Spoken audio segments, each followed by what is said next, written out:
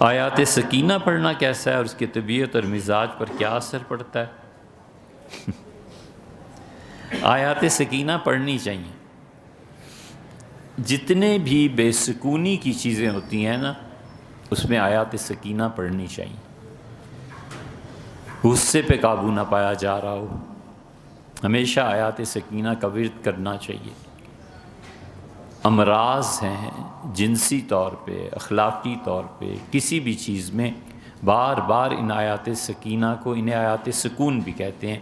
6 آیتیں ہیں قرآن کریم میں، اور اس میں آتا ہے ہر جگہ کہ فَأَنزَلَ اللَّهُ سَكِينَتَهُ عَلَيْهِ، اللہ نے اپنے بندے پر سکون نازل کیا۔ غار ثور کے متعلق بھی آتا ہے کہ حضرت بکر رضی اللہ عنہ نے کہا کہ لو نظر تحت قدمائے، اگر اس آدمی نے اپنے پاؤں بھی دیکھے نا، لنظرنا، ہمیں دیکھ لے گا، اتنے قریب آ گئے ہیں یہ۔ تو غار کے باہر ہی کھڑے ہو کے تو باتیں کر رہے تھے، تو حضرت رسالت پناہ صلی اللہ علیہ وسلم نے فرمایا تمہارا ان 2 کے متعلق کیا خیال ہے جن کا تیسرا اللہ ہے؟ ثانی اثنین، 2 میں سے دوسرا۔ یہ حضرت بکر رضی اللہ عنہ کو کہا گیا ہے۔ حضرت عمر رضی اللہ عنہ کہتے تھے میری ساری زندگی کی نیکیاں لے لیں ابو بکر، اور ایک رات جس میں وہ رسول اللہ صلی اللہ علیہ وسلم کو غار ثور میں لے کے گئے تھے، اور ایک دن جس دن انہوں نے فیصلہ کیا تھا کہ ہم مرتدین کے خلاف جہاد کریں گے، یہ 2 مجھے دے دیں، میری ساری زندگی کی نیکیاں ان کی نظر۔ تو حضرت بکر رضی اللہ عنہ نے کہا تھا، حضور صلی اللہ، اس میں بھی آتا ہے فَأَنزَلَ اللَّهُ سَكِينَتَهُ، اللہ نے اپنا سکون ان پہ نازل کیا۔ 6 جگہ یہ ہیں۔ حافظ ابن قیم رحمۃ اللہ علیہ نے لکھا ہے کہ ہمارے شیخ ابن تیمیہ رحمۃ اللہ علیہ اس کی تلقین فرماتے تھے، خود لکھا ہے حافظ ابن قیم رحمۃ اللہ علیہ نے کہ میرا معمول ہے جب بھی بے سکونی پیدا ہو جائے اللہ کے لیے یہ آیات پڑھتا ہوں، اور ان کے شیخ ابن تیمیہ رحمۃ اللہ علیہ بھی مسلسل پڑھتے تھے۔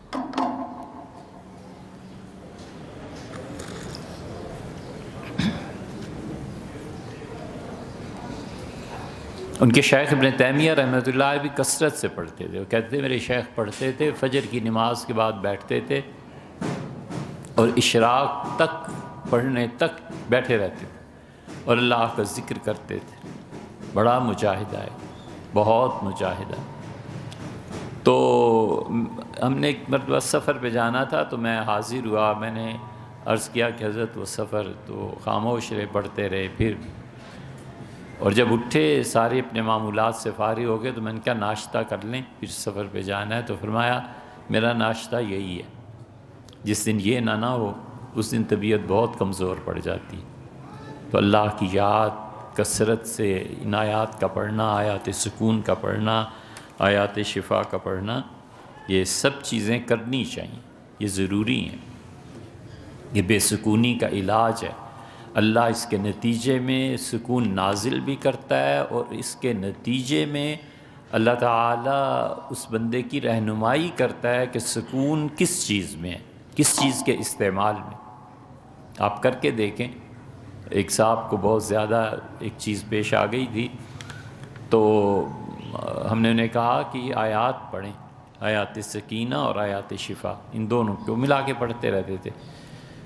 تو بہت شدید جلد کی کوئی بیماری تھی، پیش آ گئی تھی انہیں۔ تو ہم نے کہا ڈاکٹرز تو دیکھتے ہی ہیں کہ یہ بھی کر لیں، ساتھ ساتھ وہ بھی جاری رکھیں، یہ بھی پڑھیں۔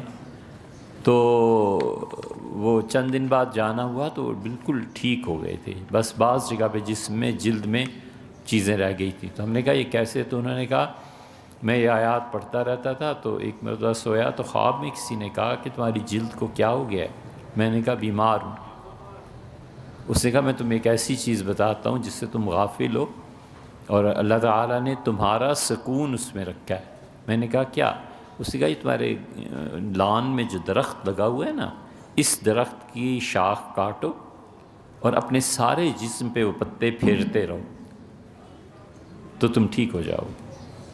کہنے لگے میں اٹھا، اسی وقت میں اپنے لان میں گیا، درخت شاخیں اتاری اور میں اپنے جسم پہ پھیرنی شروع کی روزانہ۔ اسے یہ تو نہیں بتایا تھا کہ کب، تو میں سارا دن وہی کرتا رہتا تھا، کپڑے اتار کے جسم پہ وہ شاخیں پھیرتا رہتا تھا۔ کہنے لگا دیکھو چند دن میں بالکل ٹھیک ہو گیا۔ اللہ تعالیٰ وما یعلم جنود ربک الا ہو، اور تیرے پروردگار نے جب فوج اپنی بھیجنی ہو کسی کام کے لیے تو تیرے پروردگار کی فوج کو دنیا میں کوئی نہیں جانتا. ہوا بھی اس کی فوج ہے، موجیں بھی اس کی فوج ہیں، پانی بھی اس کی طاقت ہے، بجلی گرجتی ہے تو اس کی طاقت ہے. وما یعلم جنود ربک الا ھو، تیرے پروردگار کے علاوہ کوئی نہیں جانتا کہ اس کے کتنے لشکر ہیں.